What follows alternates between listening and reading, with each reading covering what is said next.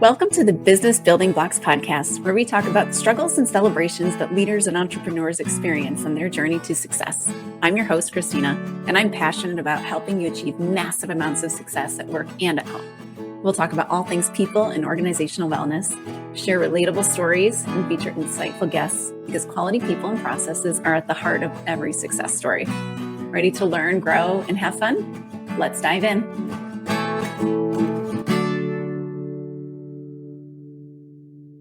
Hello, and welcome to the Business Building Blocks podcast. I'm your host, Kristina Schmitt. We are starting a series, which I believe will be about 3, maybe 4 episodes. We'll see how we progress through the models, but a series on leadership models. I love leadership models, and that's because I've said it several times on here, but when you can name it, you can tame it, whatever you want to call it. Whenever we can grab a hold of something and define it, or we can guide ourselves through very specific steps, we can better control our behavior and we can better get the outcomes that we want to be getting. And that's ultimately what it is, whether we're, are owning our own business, we're a leader in an organization, or just life in general. When we want to be able to grab a hold of something and move it to the next stage, when we have a model or a process to follow, that's going to make it that much easier. So in this episode, I'm going to talk briefly a bit about models in general. I've kind of said my spiel on it already, but primarily I'm going to dig into the model that I've mentioned numerous times on this podcast. So I was going to say hundreds of times, which is possibly true, but I don't even have hundreds of episodes, so I probably can't say hundreds of times. But I've said it numerous times in many, many episodes. But the thoughts, feelings, behaviors, and results model. Now, it has several names and it has several iterations to it, but ultimately what we're seeing is we have thoughts, and these thoughts are going to be responsible for our results. So originally developed in cognitive behavior therapy, so Aaron Beck and Ellis, as they started working together, they started to see the impact of our thoughts on our behaviors and ultimately our results. So it has been utilized very much in coaching models and coaching, life coaching, self-coaching. It's very much rooted in that, and it is an excellent basis for nearly every other model. So I will sometimes call this the only model you will ever need, because when you take a step back, you will ultimately see that it's following, every other model is going to follow the same concepts that this one then establishes, we'll say. So let's get into it. I have a slide. So if you're on YouTube, you can see this slide and have a look at it and just kind of see what I'm talking about in a visual aspect, but ultimately it's fairly straightforward. So we can get there. We can get there without the slides if we need to. So if you're on YouTube, you can see the slide, but essentially this model or this wheel in essence can help us understand why we're getting certain results and back into how we can make an impact to this and how we can make the change. So let's go through the model and then we'll talk about the different nuances of how we can use it. So the first thing we want to start with is the thoughts. So these thoughts, when we say thoughts, this is our deep-seated beliefs. This is our programming. This is our value system. So these are the things that are innately these automatic thoughts that we have. So we say thoughts because they're all kind of somewhere in the thoughts, but it can also be your beliefs. It can be company culture, but those belief systems about the thing that you're doing are the root of where we're going after. So these thoughts, they create some emotions and some feelings in our bodies. So this thought that something is going to be absolutely amazing gives us a feeling, potentially feelings like excitement, of energy, of happiness, of joy. So this thought that we have and this idea about the event we're going to do is going to create the feeling. Likewise, if we have a thought that it's going to go poorly, we may have some dread. We may have anxiety. We may have nervousness. We may have these feelings now coming in. So These feelings now bring us down to our behaviors or the actions that we execute, essentially. So these thoughts or these feelings make us behave in a certain way. So think about when you walk into a room and you don't know anyone and you have this thought that I don't know anyone, no one's going to talk to me, and I'm going to feel awkward and like the sore thumb in the room or the elephant in the room. And so now you have all these feelings of anxiety. And how do you behave? You behave exactly like you think you're going to behave. So you behave in this awkward way. You kind of look around at people and you're not really starting conversations. You're behaving in such a way that is almost equivalent to what you were thinking initially and what those feelings are then driving. And then what kind of result do we get when we feel like that and when we behave that way? We get exactly the result we thought we would get. So it becomes this cycle, this wheel, and we continue to reinforce our thoughts if we just continue down the same path. But when we make a change, now we're starting a different cycle. We've now shifted our wheel to something just outside of there. And now we're tweaking things a bit. And our feelings might be a little different. Our behaviors might be a little different. And our results will be a little different. So what it comes back to is, where do we make the tweak? Where do we have control? The easiest way that we tend to think is to change our behavior. When I was a leader, when I was a plant manager, I had learned all of these leadership models, techniques, frameworks, speeches. I had scripts. I had all of it. I didn't have this one. This is the one that I was missing. In all of that training that I had, like a lot. We never talked about this part of it. And it's mind-boggling to me because this is where I got in my own way and where I see so many leaders get in their own way, because we try to change the behavior.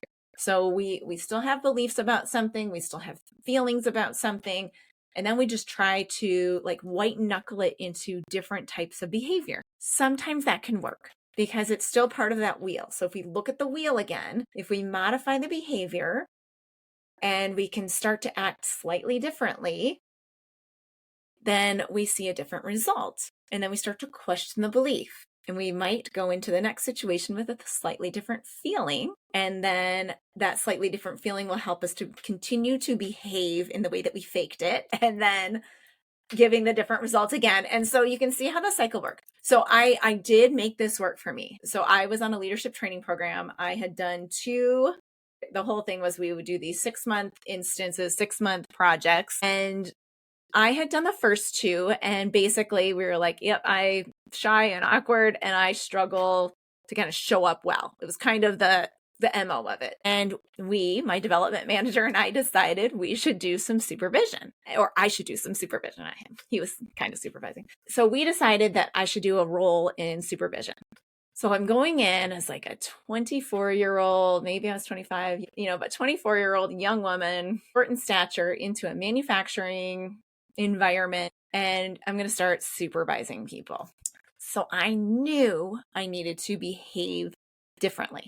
I knew I couldn't come in awkward and shy and then try to change everybody's thoughts about me and then try to lead them. So I went in that very first day and I faked it. So I messed with my behavior. Somehow it came out pretty good. I spoke louder than I felt comfortable. I shook my hands firmer.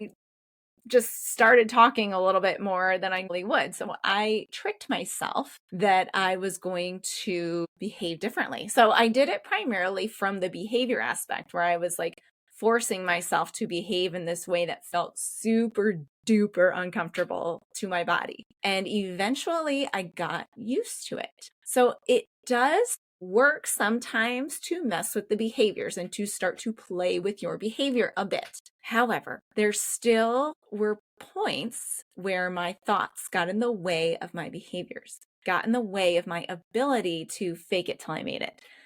Because there are still situations when it's it's high emotion, it's stressful, it's totally new and unexpected, or it's a spot where you're not quite sure how to fake your behavior, or you're not capable of faking your behavior because of what's involved, or it's longer term. So, those days I could go in the morning and then I could go to my desk and kind of recoup and then, go out and do it again.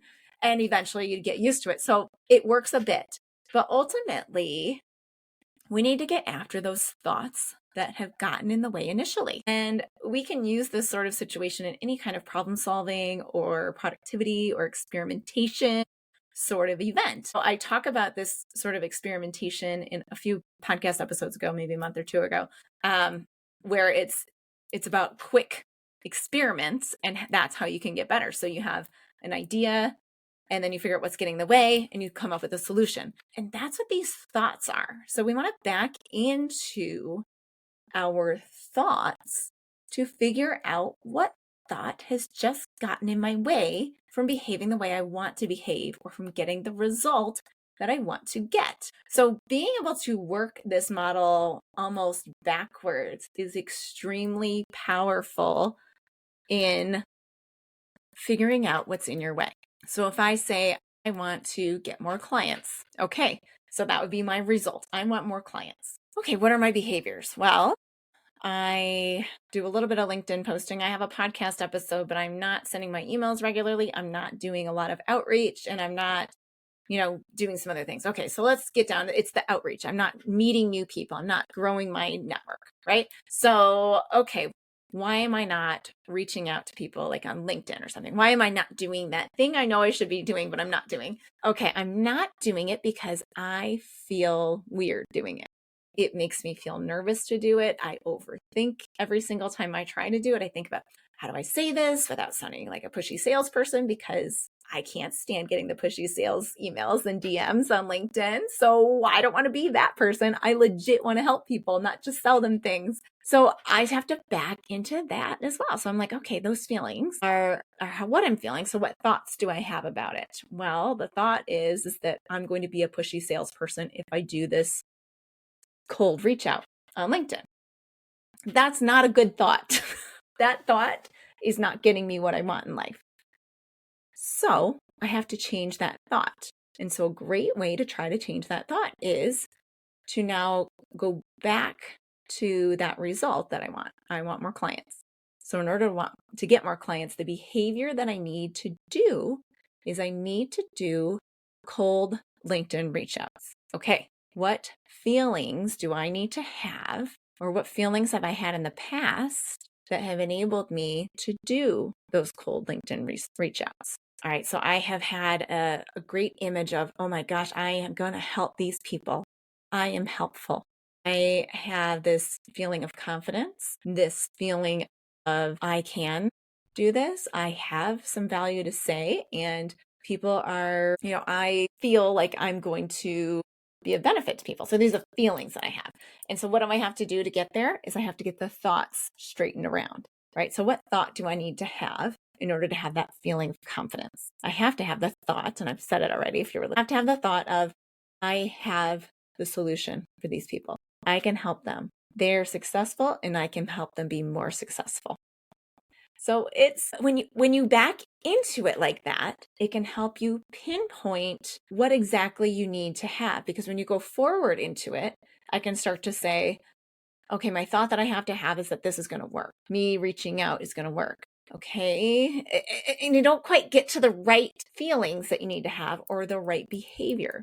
So when I start with the result and the behaviors that I want to see coming out of me, or that I want to see coming out of my team member, then I can more easily back into the positive thought change that I might need to make, or that tweak in my thought that I need to make in order to be successful. The first episode that we're going to have in this series, this model is really a basis for all of these other ones, because it is almost the most fundamental behavior understanding that we can have, and everything else will come rooted from it, or at least from the same concept of this belief system, these thoughts, and then the action that happens and the result that happens. So if you enjoyed today's episode, Please like it, share it with a friend, leave a review, and leave a comment on the YouTube if you're watching on there. And I will see you on the next episode of the Business Building Blocks podcast. Thanks for tuning in to the Business Building Blocks podcast. If you enjoyed this episode, make sure to subscribe so you don't miss what's next. If you found value in our conversation, please leave a quick review, like, or share. It helps us reach more amazing listeners like you. For more resources and insights, visit KristinaSchmitt.ca, where you can find tools and support to empower your leadership journey. Thanks again for listening, and we'll see you in the next episode.